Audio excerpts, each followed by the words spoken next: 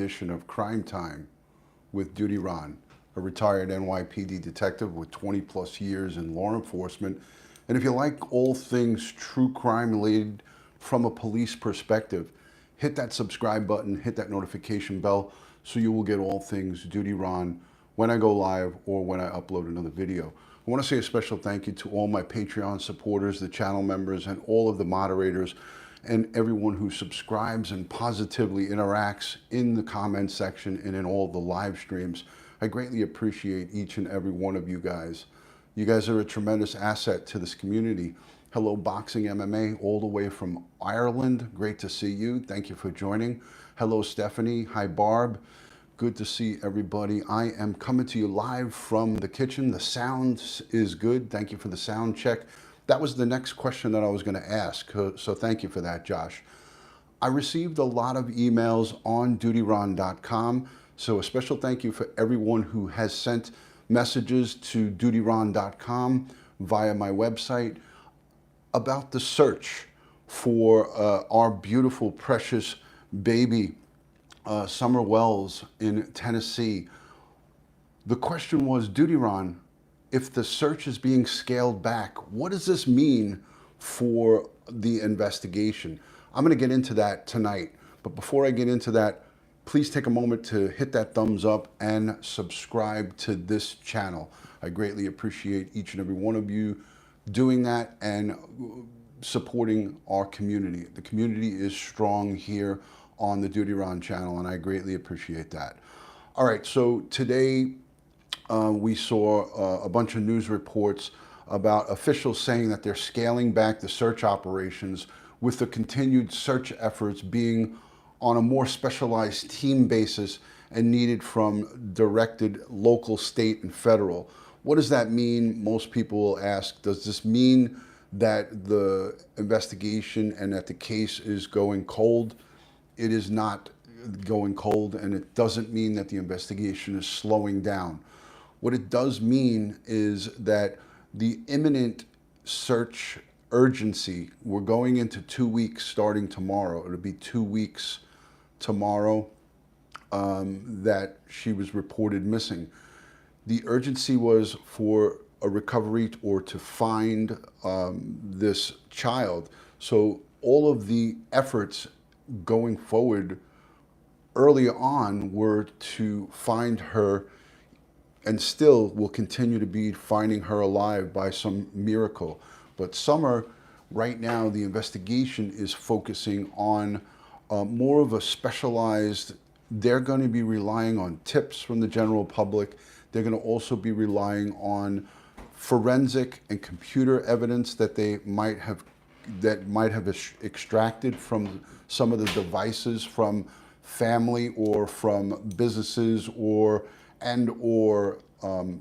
cameras. You know, they talk about the trail cameras and a lot of different evidence that they were either recovering or looking to get. So right now, I feel that the focus going forward is going to be more pinpointed and specialized, instead of these line searches that you've seen going out into the fields where they're trying to cover, you know, there's talk that they covered a ridiculous amount of ground, over 4.6 square miles and over 3,000 acres since the night Summer was reported missing. So authorities, as you hear the sheriff and you hear the captain, Captain Coop, and you hear the TBI representatives saying that, you know, our members are exhausted, our members are, you know, we're pushing them to, you know, to the limit. And that's true, because they're eating, breathing, and living this case 24/7 around the clock. And as they said too, is that at nighttime they're doing aerial searches with all the different capabilities that they have from the air and above. So when everybody's sleeping at home, they're still doing, you know, they're doing flyovers, they're doing all different types of searching. And, you know, it is, again, they're not giving up. So my message to all the folks who were sending information and emails and text messages and direct messages on Facebook, you know, this investigation is the furthest thing from being over. They're going to go through as much information as they can. They're looking for public. They're looking for the public to help assist. So make sure you call I will link the TBI hotline number down below. If one of the moderators could maybe put it in the chat so everybody could see it. You know, again, like I said, this will be a quick live stream, but you know, the Search and Rescue and Tracking Institute and these canine teams that have been represented by multiple agencies are still going to be on standby and still going to be out there when a good credible tip, and they talk about credible tips, they don't really act on people calling up and saying, well, you know, so-and-so said that they saw in a dream that she was in a ravine somewhere or whatever. You know, it has to be credible. And when they call it credible, they make the decision whether the person who's calling in the tip is credible or not.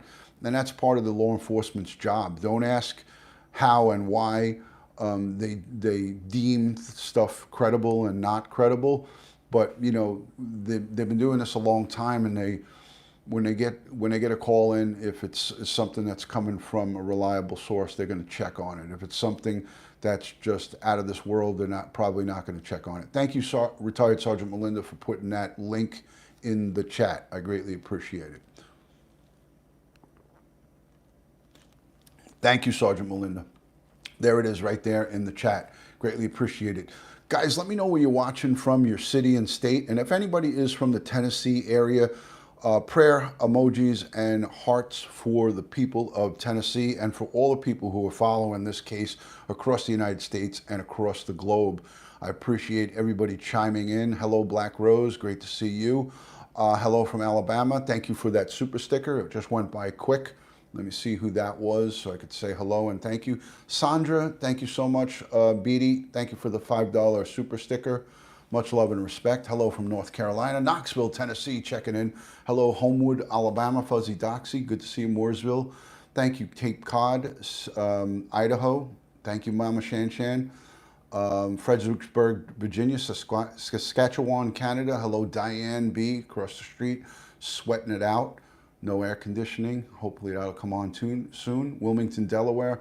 Thank you, everybody. All right, Retired Sergeant Melinda, appreciate it. Thank you so much for putting that in the chat.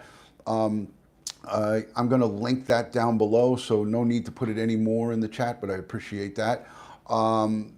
Thank you so much for everybody being in here. All right, so again, let me just recap quickly. I'll read quickly. This is the latest from the TBI.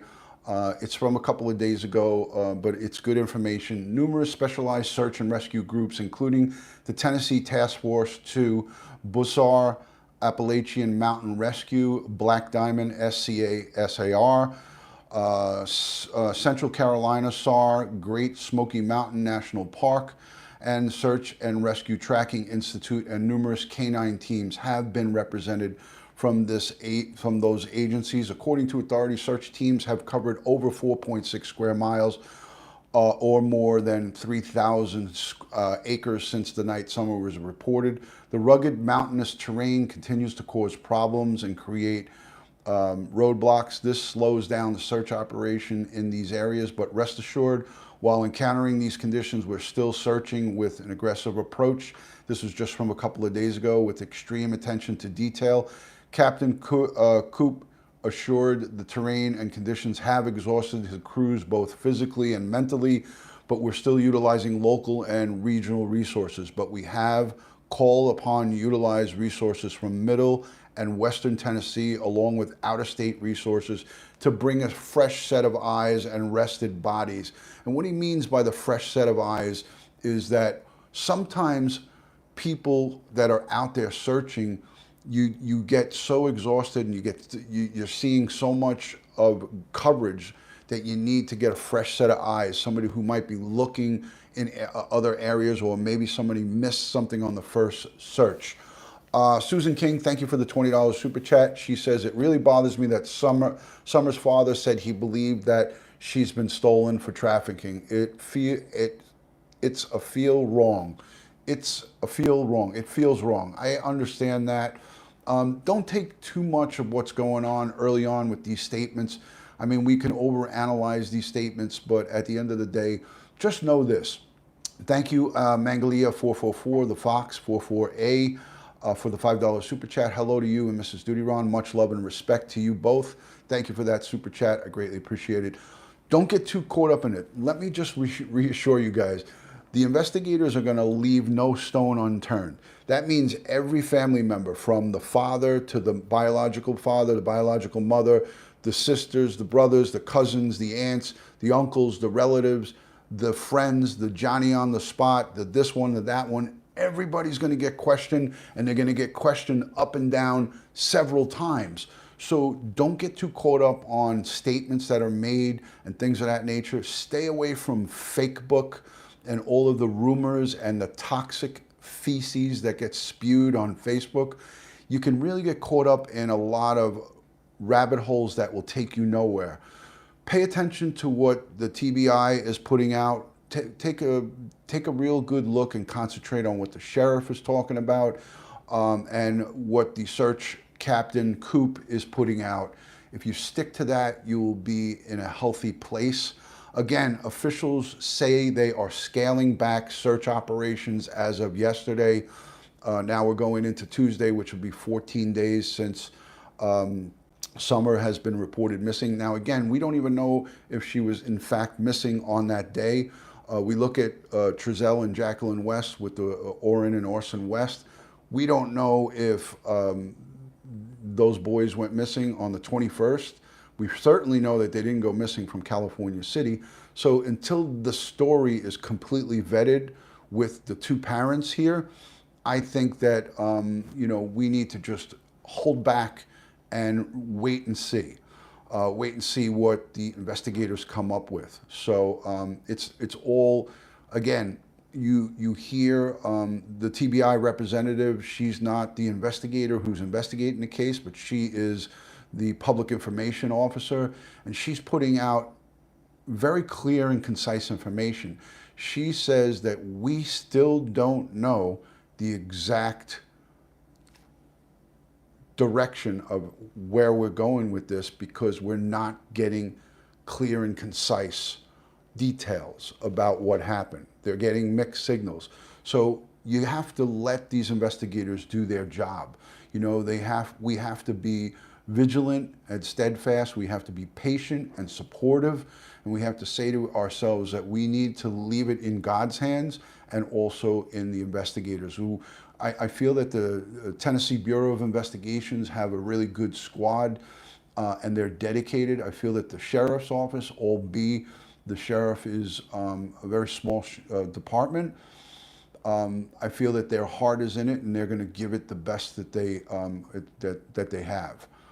So officials say that they're scaling back the search operations, with a continued search effort being on a more specialized team basis as needed and directed from local, state, and federal agencies.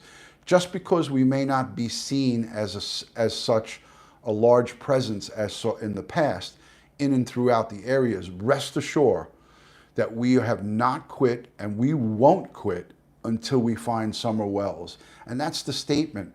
You got to just stick with that statement, because guess what, guys? These men and women that are investigating this want to get to the bottom of it. They want nothing more. This is what they live and breathe for. This is what law enforcement does. They bring evil to justice. That long arm of the law is going to reach out and grab who's responsible for the disappearance and nefarious or criminal activity that happened to this little girl. And Summer Wells deserves this, deserves the best that we can give to her. Let me say a special thank you to Algo1. I want to point fingers. I don't want to point fingers, but this case gives me nothing to go by. To my untrained eye, the parents aren't Stouch, Morphew, or Chris Watts. No telltales yet. Thank you for that super chat, and thank you for your chiming in. Expressing your thoughts and opinions is greatly appreciated. That's what I love. I always love to get other people's thoughts and opinions, and I never really put anybody down for, maybe not agreeing with what I have to say. But at the end of the day, I have 20 years in investigation and a total of 30 years in this business. And guess what, folks? I know that it takes a really lot of investigation to get to the bottom of a very intertwined case like this. They're saying that the parents are cooperative, but that doesn't mean that the parents are giving them the right information. So don't be fooled by the investigator, the TBI representative. She said to the media that the parents are being very cooperative. Now, there's a difference between the parents being cooperative and giving truthful information. There's two different things there.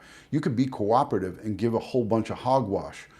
If you're cooperative and giving accurate information, then that's 100%. They're not giving 100% because the story and the timelines and all the things have changed over the time. So you have cooperation.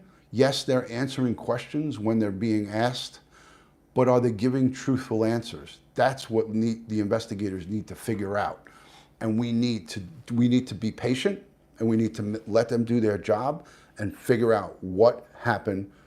This girl, this little 5-year-old Angel, didn't just disappear, folks. Somebody knows about it, and I think it's 2 or more people that know about it. So at the end of the day, we need to let the process take place. We looked at Suzanne Morphew. 360 days went by, and we cursed up and down, and we said everything under the sun about the Chaffee County Sheriff. Sheriff Speasy took so much heat on the investigation of Suzanne Morphew. And what do we have? We have Barry Morphew charged with murder first degree, hogtied and shackled in the county jail, facing first degree murder charges. There's a lot of humble pie that everyone has to eat because they really put that sheriff down, and they said he was corrupt and was doing a crappy job, and that Barry Morphew was paying him off. And I saw all the comments. I never jumped in, and I never acknowledged them. But so many people said so many bad things about that sheriff and that department, and about the lack of his knowledge and his lack of investigation. And guess what? The guy's locked up now. The guy is locked up. And a lot of people have a lot of humble pie to swallow. So let's not have to eat a big piece of humble pie on the Orion and Orson West case, on the Summer Wells case. Let's support the investigators. There's a process that goes on, and sometimes it's quiet and sometimes it's not. So let me quickly go back. I think I got a super chat from Wild Angel. Do you think the behavioral unit is going to be a big help? Thanks for all you do. That's a very good question, and my answer to that, Wild Angel, is 100% yes. They are definitely going to help, and they are involved. You hear them. You heard them speak about the FBI's behavioral unit. They're going to be in there looking at body language, looking at conversations that were had with everybody and anybody, and there's going to be that's that investigative tool that they'll use. Thank you so much, Hope46SF. Thank you for your input, and thank you for your super chat. I greatly appreciate that. Again, folks, this is very early on, and it seems like it's an eternity, but we're not even 2 weeks. Tomorrow will be 2 weeks. We'll be into this investigation 2 weeks. It may be a long haul, it may be a short haul, but I told you on my last live stream, I felt that the dad was not being truthful, and I got a bad vibe from him. But since then, I also started studying the mom, and I got a bad vibe from her as well, but not as bad as what I got from the dad. And that's just my detective's intuition. It doesn't mean that I'm 100% right. Don't crucify me for expressing how I feel, but I feel that they are both not being truthful. I feel like they are both hiding something, and that they both know what happened to their daughter. So that's my opinion. That's my feel right now. It's up to the detectives and the investigators to put the pieces of the puzzle together, to have a conversation. The talk about polygraphs, that has not been confirmed or denied by local law enforcement, state, or the feds. We don't know if the mom took a polygraph or passed it. We don't know if he took a polygraph or passed it. That's just optional. Anybody could say no to a polygraph, but if you're innocent and you have nothing to hide, there's no reason why you wouldn't take a polygraph. And I agree 1000% with that statement, because if my kid went missing, God forbid, I would say strap me up to that lie detector. I would say to the investigators, clear me so I can help you find my kid. If my son or daughter was truly kidnapped or taken from me, my first and foremost goal would be, I want the investigators to clear me of any wrongdoing so I can help you, the investigator. I want to be cleared so I can help the investigative team and find my baby. That's it. That's all. There's nothing more to this. So if you remain quiet, like Trezell and Jacqueline West, like Summer's mom was in the beginning quiet, now she's starting to talk a little more. If you remain quiet, you are not helping find your child. You're not helping with the investigation. You're impeding it. You're impeding it, and you're also making yourself more of a suspect. Look at Jacqueline and Trezell West, one conversation. Look at Barry Morphew, a 26-second video on Facebook. Look at Chris Watts, a horrible news conference in the front of his house. These are folks that didn't help with the investigation. So if you are 100% innocent and have nothing to do with the disappearance of your child, I say strap me up. Strap me up. Here you go. Take me in, hook me up, ask me any questions you want, and I'm good. Yeah, Larry as well, Larry Miliete. All right, I'm gonna wrap this up, but let me look at the comments. Send me your comments right now. Let me know what's on your mind. I'll answer them if I can. If I can't answer them, I won't. But just try to send them slowly in the chat because they go by fast. Thank you so much for that, Sergeant Melinda. Questions. There you go, Josh. Thank you. Thank you. Any questions, put them in. Love you, respect. Thank you so much. Thank you. Does this mirror a case you worked? Unfortunately, no, it does not mirror a case that I've ever worked. But I've seen many like this. I've seen many worked by counterparts and by different agencies. Most of the cases that I worked, Mike, have cleared themselves within like 3 to 5 days. Most of the missing, let me just say this, 2,300 children go missing every day in America. 90% of them clear themselves up by the kid either returning home or showing up at a parent's relative's house. So 2,300 a day are reported missing, which is close to 900,000 a year, 860 some odd thousand. But most of those clear themselves up. It's over 90% clear themselves up. So this situation, this case where kids just go and vanish, abductions are a very small percentage of those. So don't take that 2,300 a day number and say, oh my God, 2,300 kids are going missing and just vanish off the face of the earth. 95 or 90% of them return home. But still, one is too many. One is too many. All right, so I didn't see any questions come in. Give me some questions down below in the comments section. Let me know what you thought of this video. Okay, here's a question I saw from Donna. Do you think these parents are too calm? I'd be frantic. Everybody's different. You can't, no two people react the same way, but they certainly seem a little bit laid back for somebody who has just lost their 5-year-old daughter.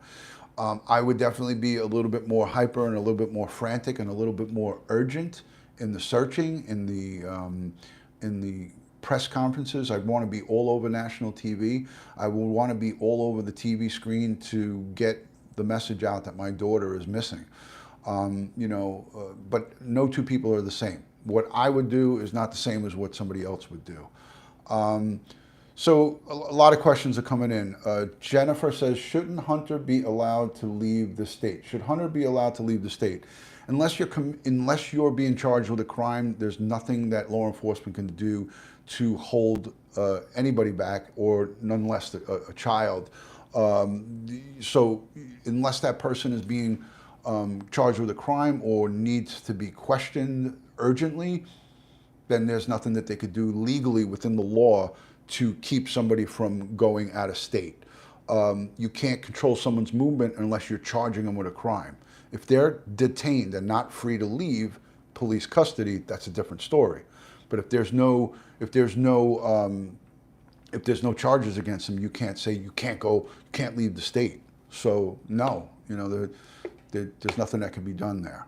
They could monitor him. They can ask New York or the other authorities wherever he went to keep an eye on him, but they can't,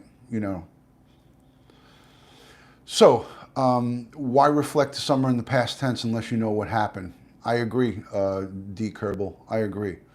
Did police talk with the grandmother to confirm mom's story? I would almost guarantee that they spoke to every family member close. So mom, dad, grandparents, if they're still alive, yes, they've all been questioned and talked to. So the comments are going by fast, so I can't scroll back, but I know a couple of other questions. If you want to send those questions quickly, again, you could send them. Here's Anthony from Tier Talk. Thank you, Anthony Ganji, for coming in. Enjoy a coffee on me. Looking forward to our upcoming show.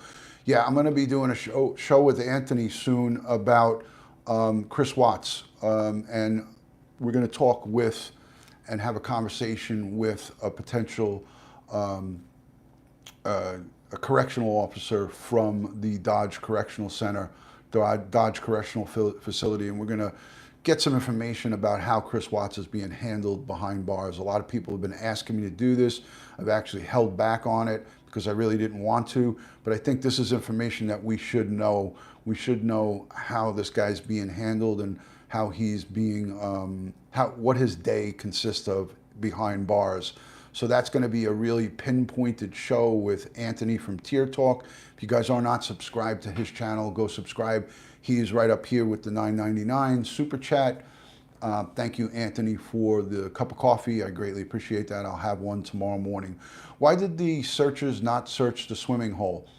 Kentucky Debbie, we don't know if they did or not. Nobody's following these searchers around 24/7. So how do you know that they didn't search it? I'm just curious of how how people come up with these, why didn't they do this? Why didn't they do that? We're not following them 24/7 and what they're doing. So maybe they did search it, or maybe they plan on searching it. I don't know. I don't have answers to that question. So I'm not singling you out, Kentucky Debbie, but that question is redundant and a lot of people are asking it and a lot of people don't know. So anyways, that's my answer to that. What does your gut say? Is Summer still alive? She's close to home? No, just curious about what your detective gut is telling you.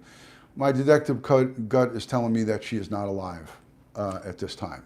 So we don't know who left that trash there. And investigators are not going to go on a Facebook rumor or a Facebook internet conversation about the biological mom partying and having a good time. If that was part of a criminal or part of their investigation and they thought it was important for them to investigate that, I think they would have investigated. You guys have to understand that, these investigators know so much more than what we know. And they do so much more behind the scenes and don't tell us anything. So those cans that you see there that people are filming and putting all over Facebook, maybe the investigators already kicked those cans around and picked them up and did their forensics on it. Everybody's so quick to put their fingers and point fingers about, why didn't you do this? Why didn't you do that? Well, you don't know if they did it or not. So it's all speculation, and that's not what we do here. So I have all the confidence in the world because I've done the job for so long that if there's something that's of importance, they're going to take care of it and they're going to investigate it.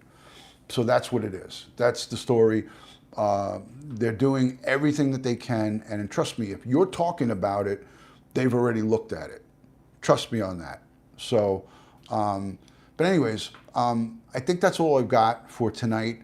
I really just wanted to talk to you guys about what this scaling down of the search means, and it doesn't by any means mean that they're giving up. So scaling back on 24/7 searching, that is going to come to a halt. But that doesn't mean that if they get a credible lead or if they need to check something, that they're not going to not go out there and check it. So just understand this.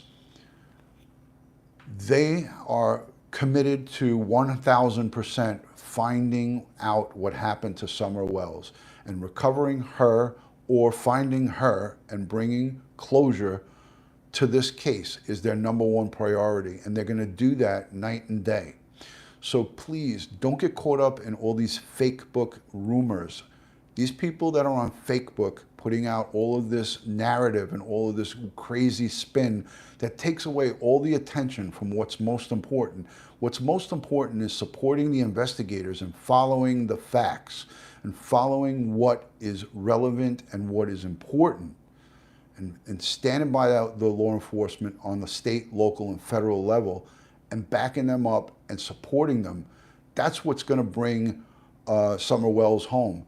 Not all of this bullcrap and coming up with crazy stories, okay? So at the end of the day, support your local law enforcement. Those are the ones who are going to bring justice and the long arm of the law, reaching out and grabbing whoever, whether it's one person, two persons, four persons, whoever's responsible, they are going to go out and get them. So I want to say special thank you to everyone who's given Super Chat, who supports this channel. Make sure you give it a thumbs up, share the video out, put it out onto your social media platforms, because the information that we put out here is important.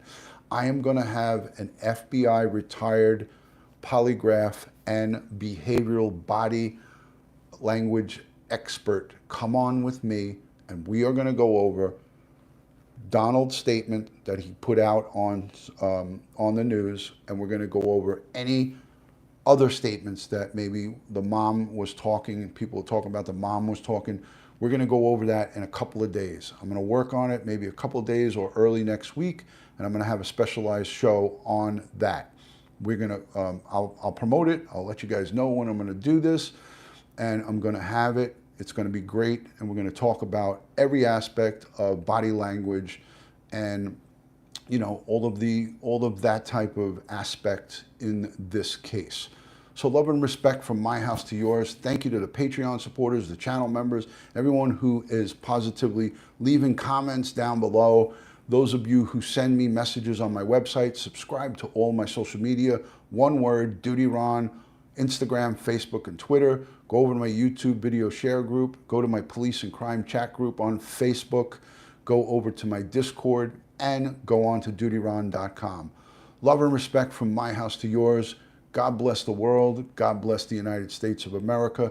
And God bless each and every one of us here in the chat, and all victims of crime and their families across this great nation.